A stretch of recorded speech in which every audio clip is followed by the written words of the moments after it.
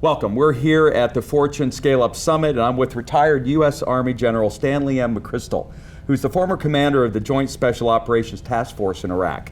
And he's the author of the New York Times bestseller, Team of Teams, The New Rules of Engagement for a Complex World. And in fact, in my venture column, I named the top 5 business books last year, 2015, and I made your book the #1 business book. And so, in Iraq, you've got a command and control organization, but you're going against a much more nimble opponent. What were the changes you had to make? Yeah, it's a really fundamental question. I had grown up and was a product of the system or the organization, and I'd been just successful enough to obviously internalize most of those lessons, which were really based on efficiency. We talked about innovation and initiative, but the reality is big armies are a lot about efficiency, and I'd grown that and probably internalized much of that. When we ran up against this networked enemy that unconsciously adapted on a constant basis very, very effectively, what we found is we couldn't beat it just by being more efficient or by being bigger or by being any single thing. What we found is we actually had to be more adaptable, because he was going to change how he fought literally every day. He was going to change where he fought, what he did. And so for us to defeat that, we had to understand it, and then we had to just as quickly, or actually more quickly, adapt. And I think that's the new paradigm for the organization. And you know what, I thought, we're driven by KPIs, key performance indicators, and you guys had a number of raids per month. Take us through how quickly you ramped that up and the multiple that you applied to that. Sure. What we realized as we started to fight the enemy at first was we thought we would take out a few key leaders, solve the problem, and we found that it wasn't that kind of organization. There were not a few key people that would cause it to fall apart. You had to basically run it to ground, play run-and-gun basketball. You had to score more points than the enemy and operate faster than they could respond and stand. We didn't know how fast that would be. And as we ramped it up, we started with 4 raids a month, or 1 a week. Okay. We sped up by doing what we normally did to about 1 every other night, or 18 a month. But we were still falling behind. And so we abandoned our traditional techniques of management and leadership and how we operated, and we ramped up to 300 a month, or 10 every night. Now that was completely unimaginable for us even a year or 2 before. But what we found is when we got to that speed, that was the speed the enemy couldn't maintain. And we did that for 2.5 years. We maintained that pace for 2.5 years. And at that point, Al-Qaeda in Iraq couldn't respond to it, and over time, they were destroyed in 2008 and 2009. I think the lesson for us is the real key was understanding what it was going to take to defeat that particular enemy, what was their weak point. It wasn't weak, but it was relative vulnerability, and then how we could go at that. Now, clearly you weren't leading all 300 of those raids every month. You had to change something in the decision-making style, and at the heart of this was this unbelievable daily meeting. Describe how that morphed and what that meant in terms of decision-making and communication. Sure. When I took command, I was personally approving every raid because they were important and you're not doing many, and so you think that the leaders got to put eyes on and hands on to get the standard right. And we were doing a daily meeting for about 30 minutes with 50 people and sharing information at the headquarters with the thought that it would cascade down across the organization or down the organization and new information would come up. What we found was, of course, that couldn't be nearly fast enough. As the situation was changing, you couldn't get enough information to or from enough people to be effective. So what we did was we connected everybody. And we had video teleconference capability, and we put it out to our smallest locations, somewhere there would be 1 intelligence analyst alone in an embassy. In other cases, there might be hundreds of commandos.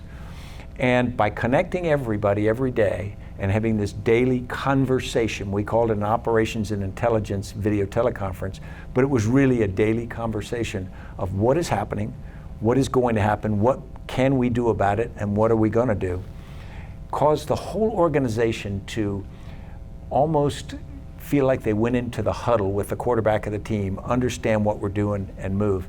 The big effect was it allowed us to stop micromanaging or approving raids at the higher level, push all of those approvals down so that organizations much lower could operate in touch with what's happening on the ground, and also with a greater sense of ownership.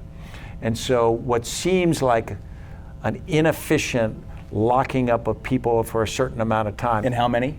7,500. 7,500 again. And for 90 minutes. But what it really did was it eliminated this huge number of meetings, and it unlocked decision making down to the levels where it was most effective. We could never have gotten to 300 raids a month unless the decisions are made very close to the point of action.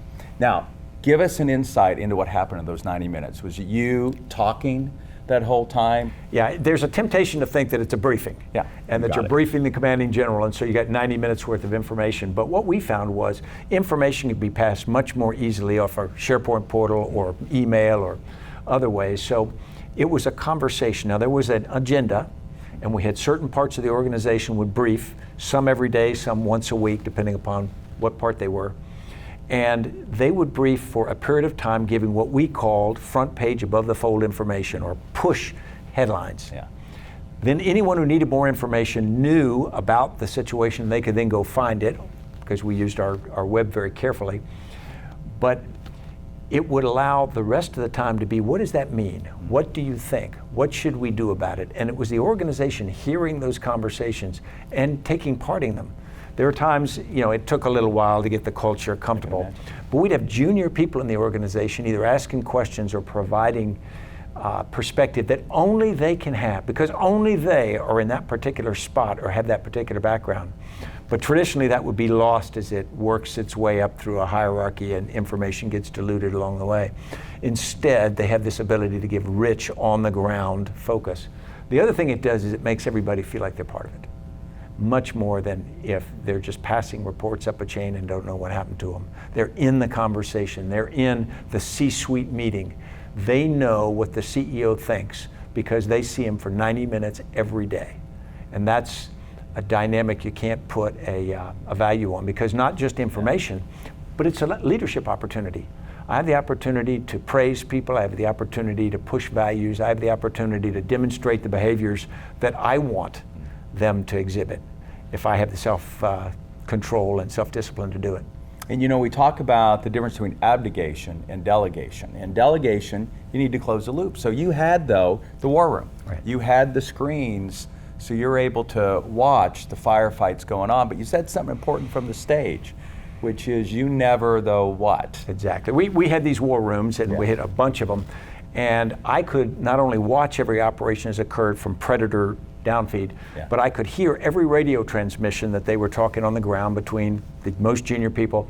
And if I wanted, I could reach in and talk to them. Yes. I never once did. Yeah. Never once, because I knew that I didn't really know what was happening on the ground. I had a two-dimensional depiction of it. But by marinating in the information every day, I had a sense of what the command was doing more than maybe any commander in history, because I could not only be at the point of action where Napoleon or another leader could be, I could be at all of them, because virtually I could move between a raid in Afghanistan or Somalia or Iraq in moments. They're all there, and I could hear them. And so it's not perfect, but you have a much greater ability to do this eyes on but hands off kind of leadership, because you understand what's happening, and therefore you only intervene if you actually need to. And so I assume with everyone today being on mobile devices, a business leader can do the same as long as there's the trust that you're not going to jump in the middle of my sales call, that I don't mind you hearing what's going on, and you're going to treat that appropriately. A business leader, that's exactly right. Those were the rules. But a business leader can, but there's a great trap in this, because every business leader now can be communicated with any hour of every day. So there's never a reason that you can't go to your superior and ask for guidance or decision. So if a person's a micromanager by nature, this is their era. They now have the tools to micromanage everything. It's a mistake. In fact, they will find it doesn't work. But now you can get information in amounts, you can push information and decisions to people. So it takes a tremendous amount of maturity to understand just when you can't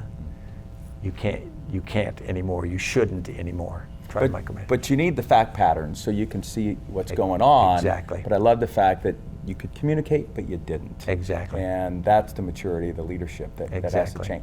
Last thing, we got the question about, all right, So how does it apply directly to business? And the McChrystal Group now is involved in helping organizations make these transition. Share quickly the hedge fund story. We work with a hedge fund that does quantum investing. They develop alphas. They're extraordinarily good at it. It's algorithmic calculations on how to predict market behavior. They do it very well. They've got a lot of very bright people, but they weren't culturally or by incentive connecting with each other. They weren't bringing together the bigger picture because it was much more in their culture and interest to focus on a narrow thing. Their CEO determined that they were missing a lot of opportunity. And this is an interesting problem because they were very successful. So why would you change anything that's very successful? Sure. But he viewed they could be massively more successful if they connected, which is a big cultural shift. The leader himself is a great trader, and by nature and comfort, I think he's very narrow. He'd love to be developing algorithms and operating in a locked room and doing that. But as he became a more senior leader, he came to the conclusion he's going to have to change. And it's very, very different from his nature. But he's got this extraordinary self-discipline because he says, I have to change. I'm going to. So he's been on this journey of changing how he interacts as a leader, his own view of leadership and behavior. And it's really inspiring because if it had just come naturally, it wouldn't be that impressive to me. But the fact that someone says, I can be a much better leader for my organization if I fundamentally change how I lead out of my comfort zone, and that's what he's done. And so it's great to see. Good. General McChrystal, thank you for making the trip here to our Fortune ScaleUp Summit, sharing it with our audience of mid-market companies. We are facing the same kind of fast-moving competition, and we know the organizational structure piece is critical, so thank you. It's my honor. Thank you, Verne. I appreciate it.